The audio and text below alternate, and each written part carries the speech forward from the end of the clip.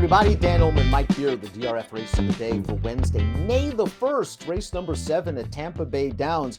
5-furlong dash on the turf. This is a third level allowance with a 62,500 claiming option.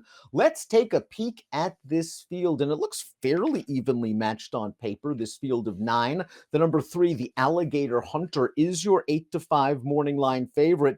This horse has only raced once this year. It was in a stakes race. He ran just fine. Now he drops to a level where he should be very tough. Yeah, it just feels like maybe that's it more than anything else, Dan. There were, I guess, a couple of horses in here who can get to the level of this horse. I feel like they just have the right morning line favorite, if only because his recent form is actually pretty good, and that's really not the case with some of the others in here.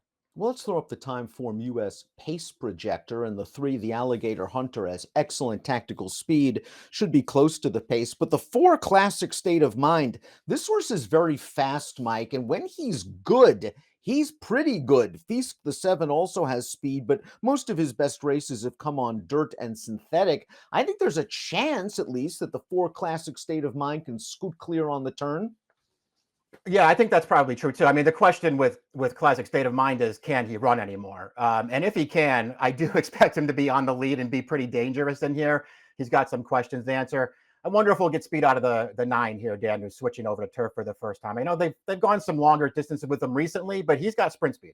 And if the pace is fast, our fastest Timeform US late pace entrant is the 2, Phaethon, who is coming in from Southern California for new connections. We'll kick things off with the number 1, Wara, a horse moving from dirt to turf, but one that's had some success on the grass in the past. He hasn't raced on turf since November. That was a race, though, that produced 3 next out winners, kind of settled off of a moderate pace, and the 5th place finisher from that race came back to win a 12,000 starter at Gulfstream with an 86 buyer, and then hit the board in the next 4 starts. It'll be interesting to see what he does in here. Kind of feels like he's better on synthetic than he is on turf, but he is a winner on the grass sprinting.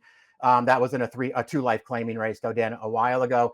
They claimed this horse, and he got really good sort of towards the second half of 2022 on the all-weather.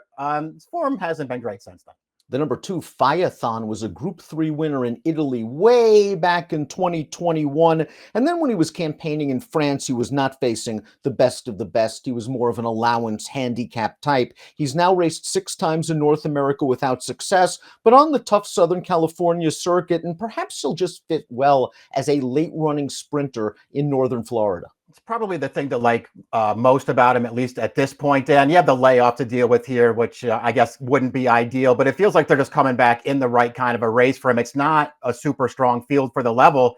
You know, I don't know how effective he's going to be in these shorter sprint races, but they tried it last summer at Del Mar, and that didn't work out. I feel like this is a better spot for him. And while he's still eligible for his 2nd level allowance, he was facing some decent runners when we last saw him way back during the Del Mar Summer Meet of 2023. The winner of his most recent start came back to place 3rd in a 2nd level race with an 89 buyer. The Alligator Hunter is the number 3, and this horse is the morning line favorite, and deservedly so.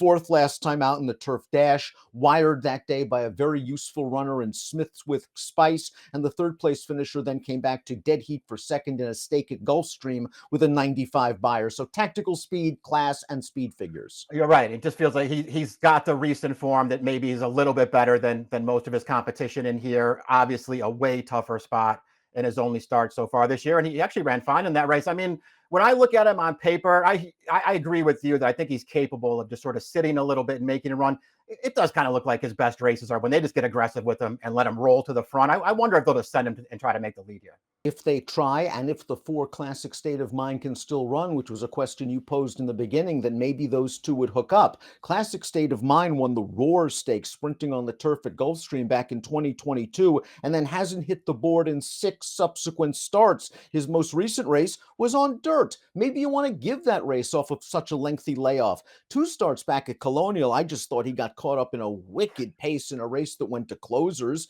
And 3 starts back, it was his first start off of a layoff on a synthetic surface that he might not have cared for. If he can still step, he's dirtied up enough with speed that maybe at a price you can use him somewhere. Yeah, that's the main question of the race, because clearly if he can still run and he shows up here and runs one of his good races, he can win this race. And the 15-1 on the morning line, it feels like that might be worth taking at least some kind of a shot. I like that he has a race off the layoff for the new trainer, Dan. I know it was on a different surface. He didn't run well, but I like that he has that race. He showed speed and he got tired. Maybe he can just run a lot better here. And we already know he's good enough to win if he does. Galaxy Music is one of two first-time turf runners in this race. This is a son of Keen Ice. I'm just not a fan of the Keen Ices on the grass. They're 3 for 82 first time trying the surface. Galaxy Music eligible still for a non-winners of 3 life condition. Showed brief speed last time out at Delaware, but it's a surface switch, a layoff, and tougher competition. Yeah, all those things sort of conspired to make me not like this horse that much, especially when you just sort of look at his pedigree. Dan, they're making a surface switch here. He's going to have to be way better on turf than he is on dirt, and he doesn't have the pedigree to do that. Two-Step and Khaki to me is a little bit interesting. I know we usually don't like playing these horses with steep cutbacks, horses cutting back from 1 mile and a 16th or 2-turn races to these sharp 5 furlongs. But this horse's last win came going 5 furlongs on the turf at Tampa Bay, and I didn't think this horse had the best trip last time out off the layoff, going 2 turns, kind of steadied in between horses on the far turn, dropped inside, and then finished evenly behind an odds-on winner. He'll need some pace. Yeah, he will. He's got races that give him a real chance in here. The cutback in distance is the real issue for me. 3.5 furlong cutbacks, not easy to do. And then when you go through this horse's, overall form, they've tried it so many times in the past where they try to go route to sprint with him on turf, and he's run okay in some of those races, but for the most part, he's not really around at the end. Feast the number 7 will return to turf. He's 0 for 2 on the surface, but he's 1 on synthetic. Maybe that indicates that he has a future on the grass. His most recent turf race was the Turf Dash of 2023. He was just simply overmatched that day, and the only other time he ran on turf was only his 3rd lifetime start, where he actually showed pretty decent early speed at Belmont. He can get close to the pace. Yeah, he could get close to the pace here. That Belmont race you're talking about, it was a long time ago. It was also a cheaper kind of a race there. He didn't run that well in there. Again, though, the only other turf start, he was just in way over his head. So he's just a real wild card in here. He's got a little bit of speed. His good dirt race would give him a chance in here if he can transfer it over.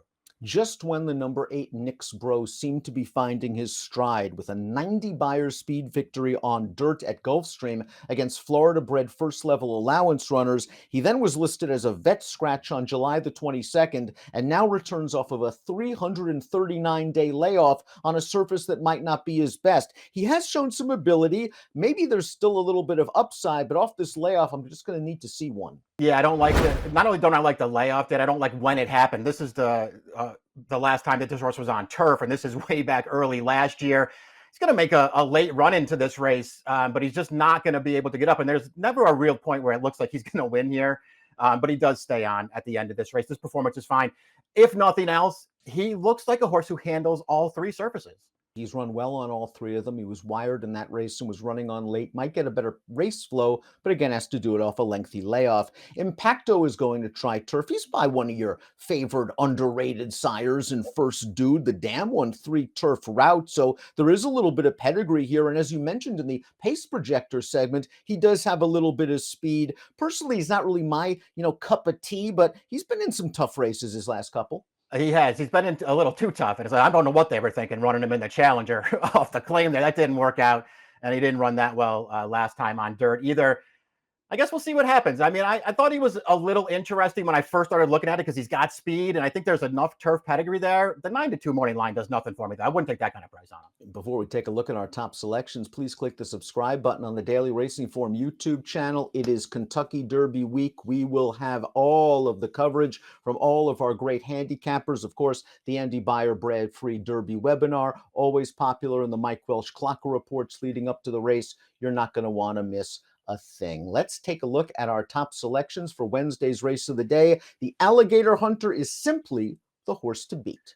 That's how I looked at it, Dan. I'm just going to chalk it out here. I couldn't talk myself really into anybody else. I just thought Two-Step and Kluge last time out had a little bit of a trip in his first start off of the layoff. He's going to need a lot of things to go his way turning back, but the price has to be right, and I do think he'll run on at the end. 3,964 for Mike, 6,382 for me in our Wednesday DRF race of the day. It's the 7th at Tampa Bay Downs. Good luck.